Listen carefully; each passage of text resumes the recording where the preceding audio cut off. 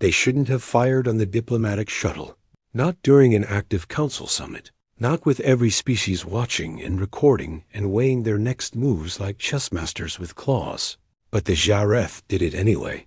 And now everyone in the room could feel the moment tightening like a blade pressing into the skin of something sacred. Commander Thalos of the Kelvar Directorate stood still, his scaled hands behind his back in disciplined formation, but his fronds twitched.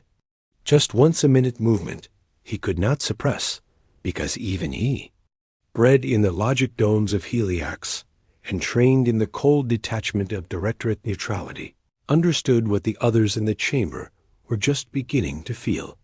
Across from him, Admiral Sarah Vance did not flinch, did not move, did not blink. When the message came through that their unarmed shuttle, the one carrying Earth's junior delegates, including 2 legal historians and a biologist, had been reduced to metallic mist near the outer moon of Theraxis Vi, and she simply adjusted the clasp of her collar with precise fingers and spoke in a voice devoid of panic, devoid of vengeance, with only one thing curling beneath the surface like a pressure that had not yet chosen its direction.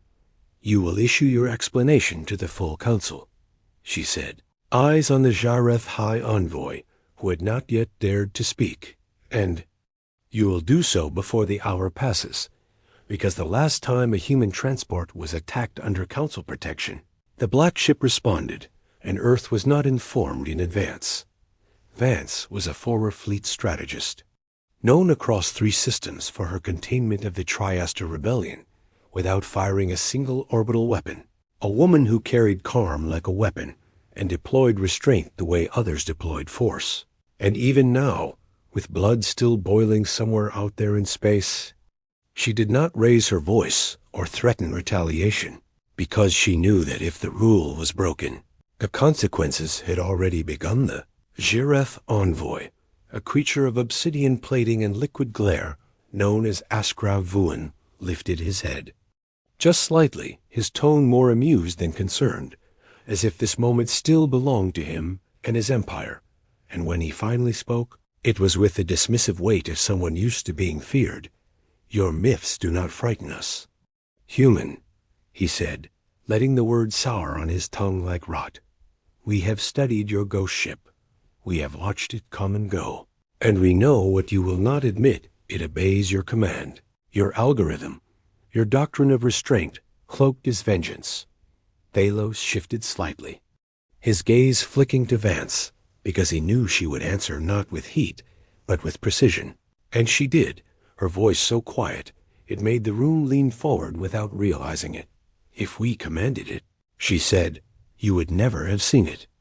Twice, no one moved, no one breathed, because they all knew what the recording showed, not just the destruction of fleets or the erasure of war platforms, but the way the black ship arrived without signature, the way its mass bent space like a silent scream, the way it left behind only silence and perfectly preserved orbitals, untouched cities, and the unbearable awareness that the next time it came, it might choose not to spare anything at all. And as the lights dimmed slightly across the summit hall, an automatic cycle tied to planetary rotation, Thalos realized what the humans had never said outright, the truth that had hidden beneath their diplomacy for decades. The black ship was not a deterrent, it was a final answer waiting to be asked the wrong question. Jareth did not issue a formal statement within the hour, nor the next, and by the third, Sarah Vance had not moved from her position at the head of the delegation chamber, her hands still folded, her expression unreadable, but every officer and observer present could feel the shift in atmosphere, the way conversations thinned into whispers, and whispers dissolved into glances. And still she waited, not as a tactic, but as ritual, as if she already knew what time had been set in motion orbiting Theraxis Vi, a salvage crew from the neutral Virani Syndicate approached the wreckage site without fear, under the belief that it was a cleanup mission sanctioned by all parties. And as their vessel neared the blast zone, something in the feed began to distort, not violently, but gradually, like a ripple spreading across still water under distant thunder. Within seconds, their internal instruments recalibrated themselves without input. Star charts began to slide into corrupted loops, and then, without a sound or flare, the black ship unfolded into visibility less than 200 kilometers from the Varani hull. It didn't announce its arrival, because it never did, and it didn't aim weapons, because it didn't carry anything identifiable as such. Yet every crew member aboard the salvage freighter reported the same sensation at the same second, a pressure behind the eyes, a stillness in the throat, as if language itself was being politely set aside in favor of raw comprehension. The freighter reversed course immediately, its pilot sobbing quietly as he redirected thrusters, not from terror, but from some instinct, deeper than panic, as if survival was not a choice, but a response passed down through genetic memory back in the council chamber. A silent alert lit up across the human delegation's table. No alarm, just a single line of text that appeared across the embedded screen. Presence confirmed. At site no engagement. Initiates era. Vance glanced at it only once before looking up at Askra Vuan, who now stared with less certainty and more calculation. And when he finally spoke again, his voice had lost its amused weight and adopted something closer to strategic tone. "You intend to let it act autonomously," he said slowly, "even if it escalates without your sanction, even if it strikes beyond reason." Vance shook her head once, not in denial, but in quiet correction. "You misunderstand," she said, her voice now heavier than before, as if the weight of history hung from each word. "We don't let it act at all. We observe, we document, and we warn, because it never asks for permission. It only waits for certainty." A silence followed, broken only by the soft hum of station systems and the faint clicks of diplomatic envoys accessing real-time feeds from Orbithalos. Of the Kelvar leaned forward just slightly, the tips of his fingers twitching in a rhythm of concern he didn't yet name. And for the first time in a decade of treaty summits, he spoke to the human admiral with a tone stripped of protocol. "Do you know what it is, truly?" he asked. "Do you know what built it, or why it listens only when blood has already been spilled?" Vance did not look away. "No," she said, "but we know what it respects: patterns, escalation, intent, and justice that doesn't wait for consensus. And somewhere above them, in the silence of space near the fractured remains of Earth's envoy shuttle, the black ship hovered without motion, like an old sentinel waiting for the stars to finish deciding whether they had learned anything at all. 2 hours after the black ship's appearance, every major relay across the Tharaxa system began receiving silent data bursts. No headers, no encryption, just raw feed pulsing through the ether like echoes left behind by something that had already seen the future and was now replaying it out of sequence. First burst contained footage from the shuttle before Destruction 6 humans seeded, discussing botanical viability on lunar soil, laughing softly at a misquoted Earth proverb. The last frame showing a moment of stillness as a proximity alert flashed behind them, and none of them had time to turn toward it before light consumed. Everything the second burst was footage from the Jareth destroyer's internal systems, an unedited stream, showing the order to fire given not by command consensus, but by a junior weapons officer acting on standing override permissions granted during border alert status. His biometric tag verifying him as a cousin to Askra Vuan, his expression one of cold satisfaction. Just as the targeting lock resolved, the council chamber filled with tight silence as the data poured in. And for the first time since Earth's admission to the Accords, not a single delegate demanded source verification, because deep in their marrow they understood this was not a leak, not a threat, not even retaliation. It was the ship showing them what it had seen. Because it did not argue, it did not persuade, it simply presented evidence. And let the conclusion wrap itself around your Spain Iskra Vuan, stood slowly, his movements stiff, not in shame but in strategy, failing to outmaneuver consequence. And he turned to face the chamber with the same pride he'd worn since first contact. But now it was hollowed by the knowledge that his empire's greatest weapon, its capacity for fear, had failed to land against the one thing in this galaxy that never blinked. The Council will interpret this as an act of provocation, he said, voice low but biting. Unauthorized surveillance, internal data exposure, psychological manipulation via selective replay. This is not justice. It is intimidation masked as moral order. And Sarah Vance, who had not stood nor raised her voice, responded with the quiet that always made people listen harder. Then you may lodge protest, she said, and request review, and demand redress from every tribunal you trust. But you already know none of that will stop what's coming next. If you insist on calling this intimidation, Phalos of the Kelvar blinked slowly, his pupils contracting to narrow slits, and when he spoke, it was not to Vance, but to the room at large. If this vessel acts independently of its creators, but its actions align with their values, then the moral weight belongs to the humans, whether they wield the weapon or merely agree with its outcome. He paused, then added, but if they do not agree, and it acts regardless, then we have something far worse than human retaliation. We have a force of principle without restraint. The words settled like frost across Glassvance turned to him, and for the first time there was a trace of something not quite sorrow, not quite pride, in her tone. Neither is entirely true, she said. We do not agree with all it does, but we understand why it does it, and that is the difference between control and coexistence. At that moment, another data burst arrived, one final sequence. Short and devastating. It was not footage. It was a single number, a countdown 12 hours.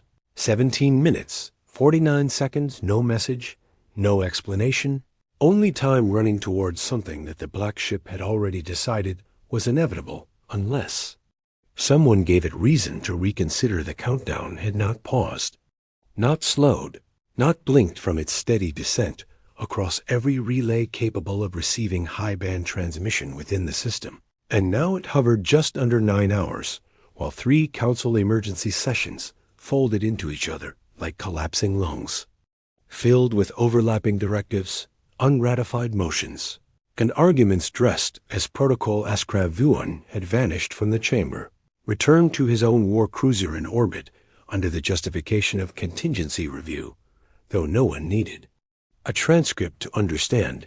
It meant he was scrambling for something justification. Misdirection, or perhaps a delay that might convince the ship above to retract what it never issued as a threat in the first place. Sarah Vance remained exactly where she had been, seated at the human delegate tier, her gaze fixed on a point just beyond the edge of her console screen.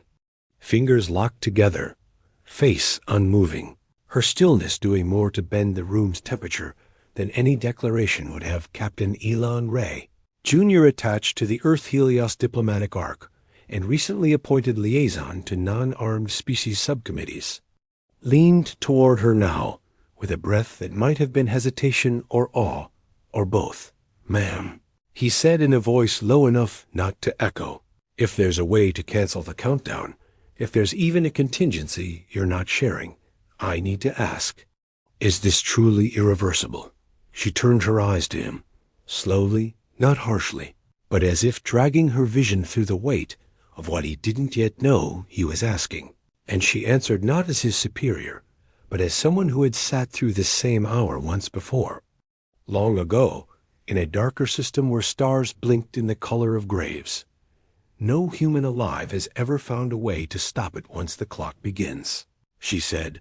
We've tried apologies, reversals, total surrender of assets, but the ship doesn't care about outcome.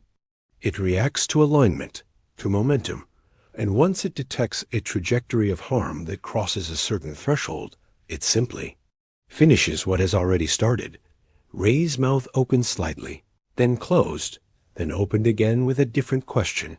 But how does it know when to stop? What tells it the justice is sufficient?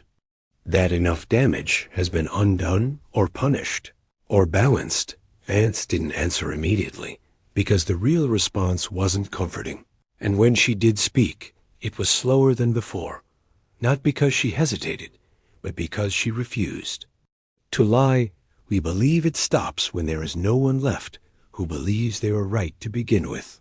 The words struck Ray harder than any force field could have, and he looked away, as though afraid that eye contact might invite the ship's attention. But the silence that followed wasn't heavy. It was anticipatory, like the final hush in a courtroom before the verdict up above. The black ship remained motionless in the dark. It did not rotate, did not reposition, did not pulse or flash or hum. And yet the system around it had begun to bend civilian transports rerouting without instruction. Military patrols ceasing orbital drift and locking into stationary holds. News agencies abandoning scheduled broadcasts to focus entirely on the clock. As if time itself had become the central authority of the Sector 8.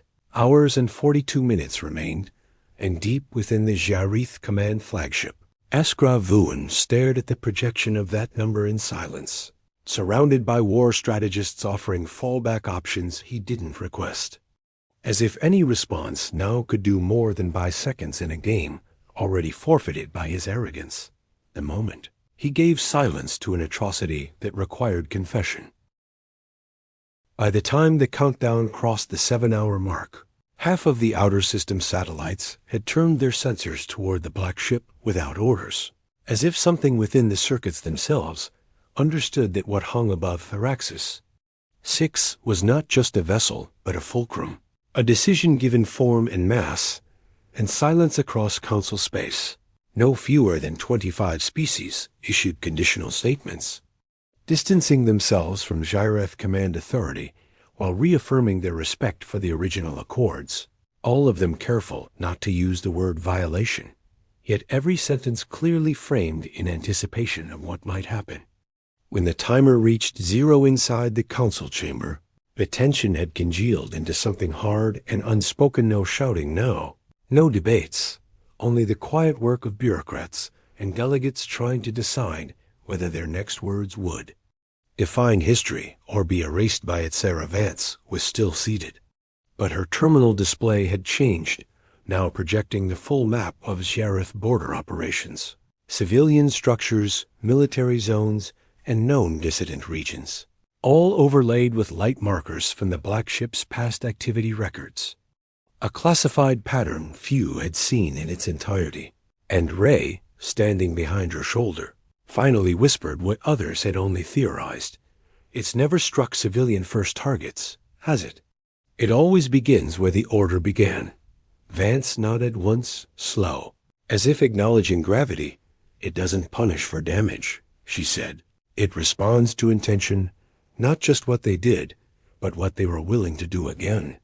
Down in the diplomatic corridor, Phalos of the Kelvar met with 3 high envoys from neutral factions, and though his voice remained low and calm, there was no mistaking the urgency beneath his precision. This is not a warship we are watching, he said to them, and we must stop calling it such. It is a mirror, and it reflects not armies, but ethical mass. It moves only when belief hardens into certainty, when violence becomes principle, and that is what terrifies every empire. In this chamber, whether they admit it or not, one of the envoys, from the fractal continuum, responded with quiet horror in his voice. Then this countdown is not a warning, it's a measurement, and it was at that moment that the next data burst arrived, not visual, not audio, but legile full transcript of the Jareth's own war doctrine, classified sublevel 9, encoded in their internal encryption, released line by line with digital certainty, showing not only the command to strike the shuttle, but the internal memorandum issued months before that categorized all human diplomatic personnel as culturally redundant assets, a phrase that triggered gasps, even from those too long in politics to gasp at anything anymore. Sarah Vance read the phrase aloud without emphasis, her voice almost clinical as she watched the feed light up with council reactions, culturally redundant assets.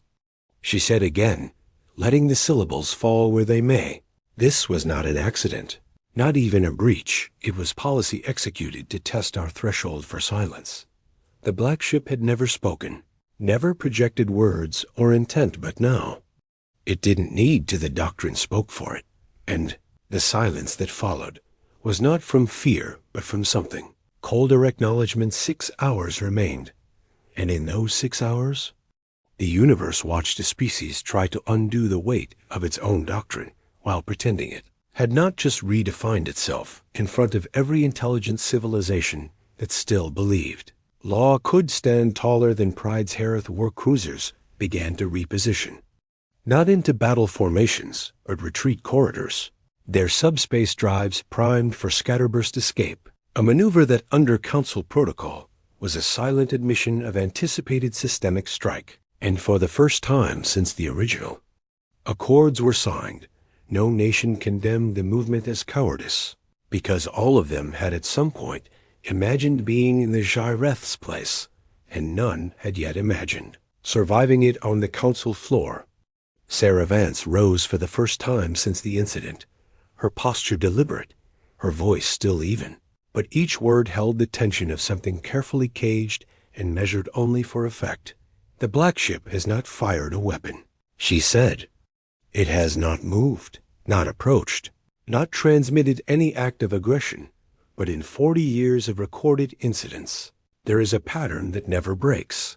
She turned her gaze toward the high chairs where emergency Jareth envoys now sat, with hands locked in ritual containment stances, a show of restraint that rang hollow in the face of everything unspoken. The countdown is not to an attack, she said. It is to a verdict.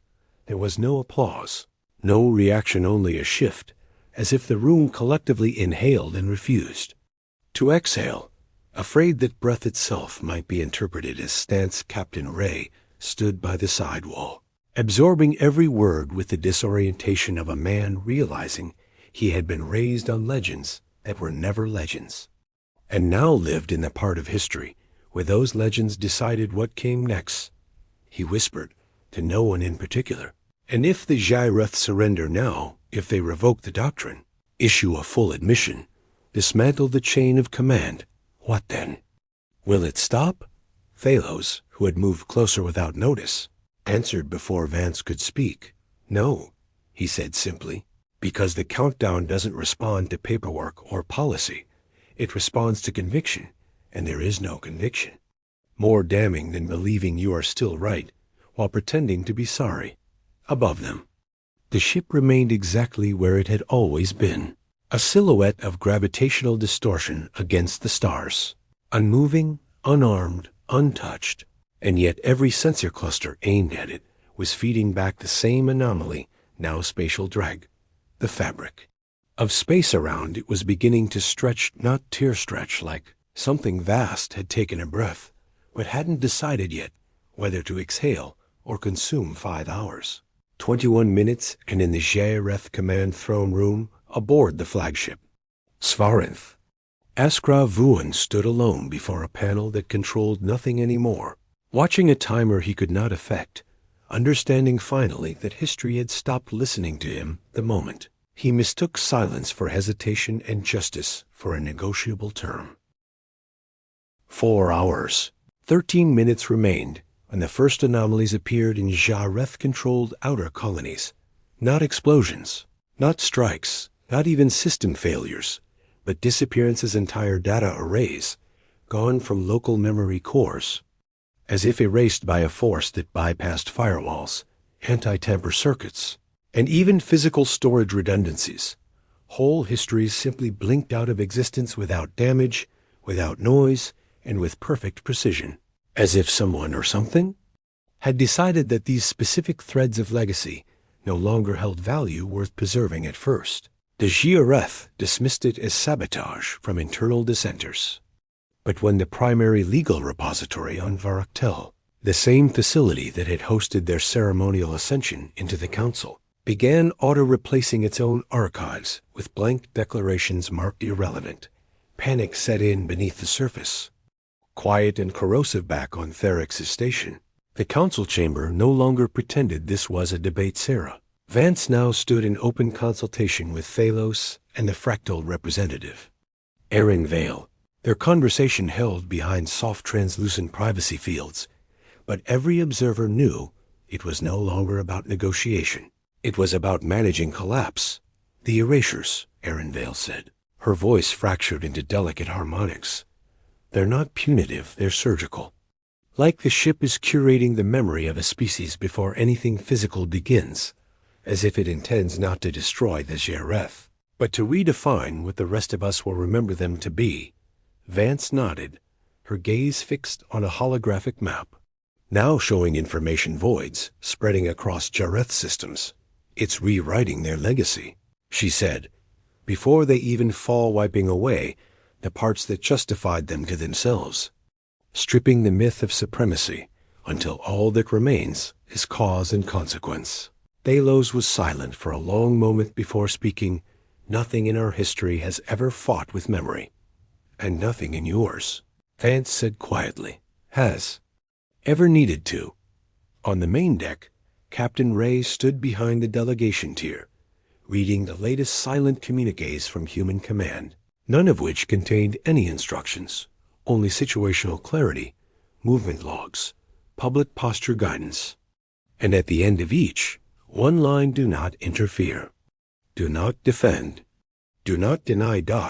Then came the signal shift. The black ship, still unmoving, began transmitting for the first time since its arrival. It wasn't words, it was a timestamp, a fixed moment embedded in the ship's own non-relativistic frame 3.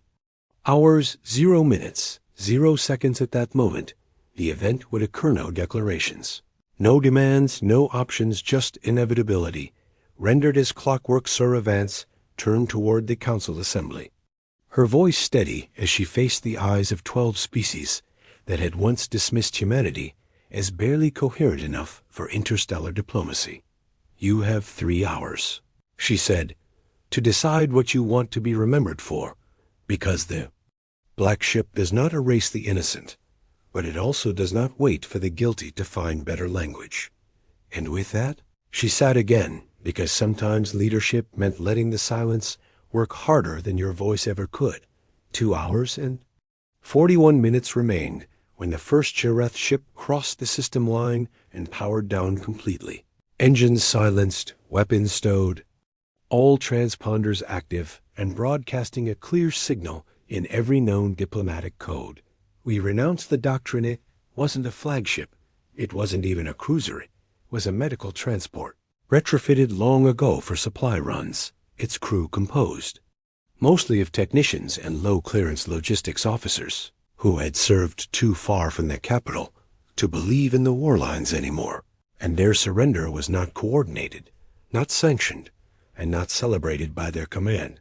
But the moment it happened, 6 more vessels followed, then 12, then 31, across Jareth space.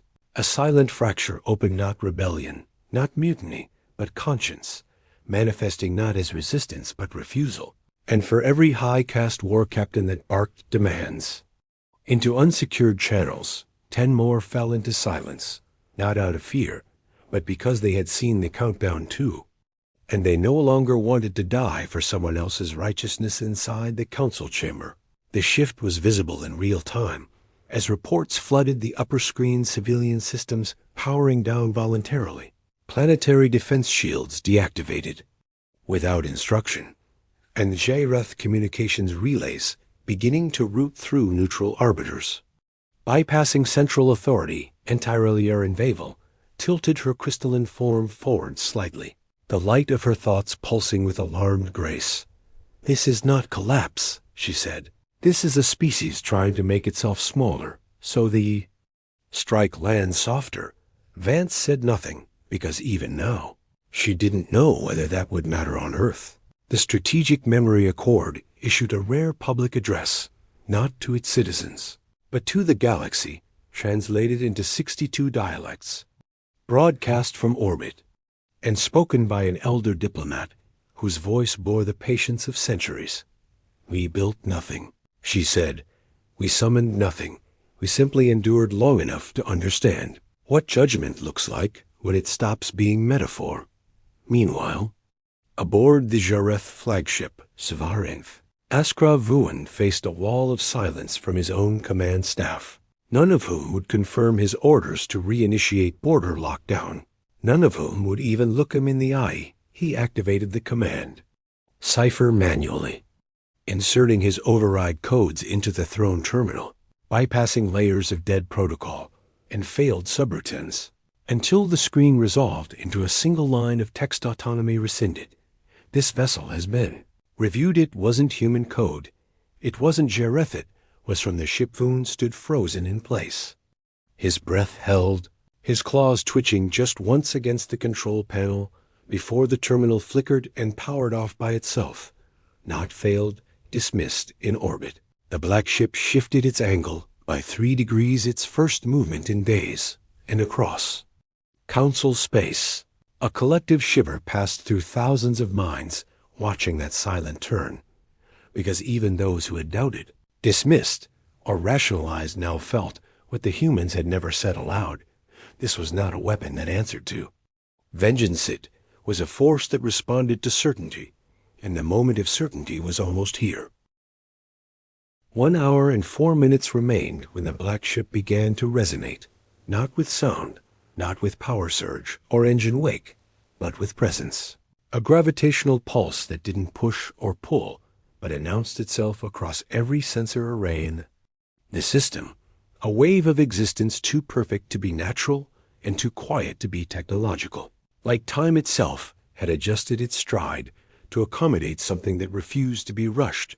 Every relay, every ship, every orbital station received the same harmonic sequence, translated not through language, but through correlation, an alignment of time signatures, movement histories, and trajectory logs that revealed one undeniable truth. Ship had reviewed every act, every command, every decision linked to the doctrine, and it had reached a conclusion. There was no message. There was no verdict, only the knowledge that the decision had already been made. Sarah Vance watched it unfold in silence, standing now with hands behind her back, not in military formation, but in the posture of a witness preparing for the moment history would inhale before it burned. Captain Ray stood beside her, quiet, his voice barely audible. "It's going to hit the command line, isn't it? Not the fleets, not the outposts, just the chain that issued the doctrine." Vance nodded once, her expression neither grim nor vindicated. "It always starts where the lie began." Across the chamber, Phalos of the Kelvar whispered into his neural relay, instructing his homeworld to archive everything, every recording, every sensor log, every diplomatic exchange, because even if they survived what was coming, the galaxy would need a memory of what restraint looked like when it had teeth. And then the first rupture came, not an explosion, a disconnection. The Jareth capital shipyards orbiting their homeworld, secured with triple-tier magnetic shielding, and thousands of personnel vanished from every network at once, not vaporized, not destabilized, just gone, like someone had removed the idea of them from reality, leaving only orbit paths filled with nothing. Seconds later, the Doctrine core, their military's central AI repository, the codebase from which all engagement matrices were calculated, blinked off the galactic grid, replaced with blank space and a single pulsing coordinate that looped back to the black ship's location. As if to say, this is where your certainty died. On board Svarinth, Askra Vuan stood in the dark as every interface powered down, his flagship slowly rotating without control, adrift, untouched, and yet entirely unwelcome in the space it once ruled. His final message was sent not to the Council, not to his empire, but directly to the humans, through an unsecured channel. "We thought you were afraid to lead," he said, voice low, defeated but still trying to understand. "But you were never trying to lead at all. Were you, from the human side?"